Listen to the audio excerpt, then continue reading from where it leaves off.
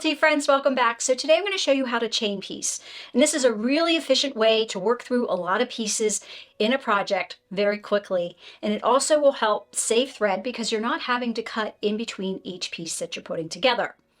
So down here on my mat, you can see I have a couple pieces prepared.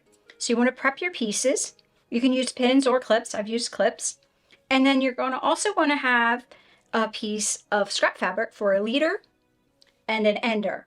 Now, if you already have another project in the works, you can also set them up along the side of your machine, and you can use those as part of your leaders and your ender process.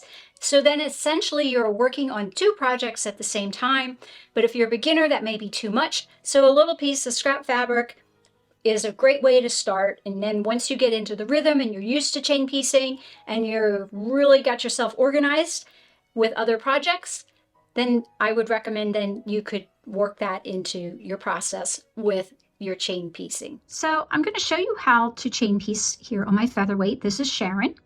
And as you can see, I have my 1/4" guide foot on my machine, so I'm ready to go.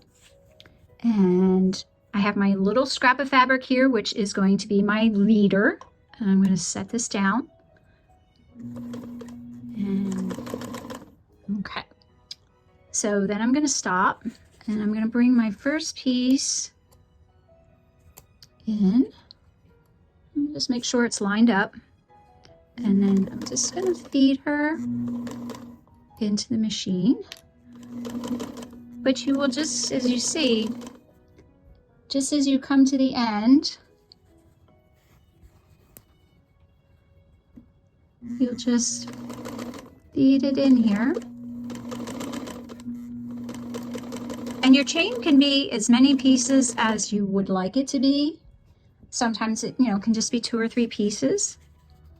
But I just want to give you the sense of how this works. You'll just need to be careful with your seam guide as you're going along, making sure that you're consistent. And this is my last one. So this is where you can introduce your project. Now, if you're working on another project, this is where you could start a piece of another project here, because this piece is going to end up staying on your machine.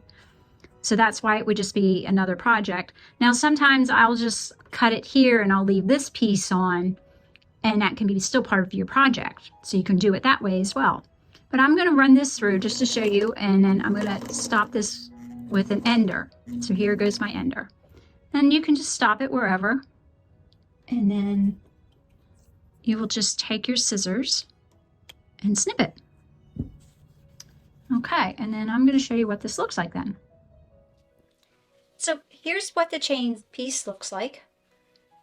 You can see it looks just like a chain. And then so here was our leader. And it could become an ender too. It doesn't matter, it's where it is in the process of how it's named. And that's how you chain piece. So I hope that helps you become more efficient. But for now, I wish you well, and most of all, be quilty.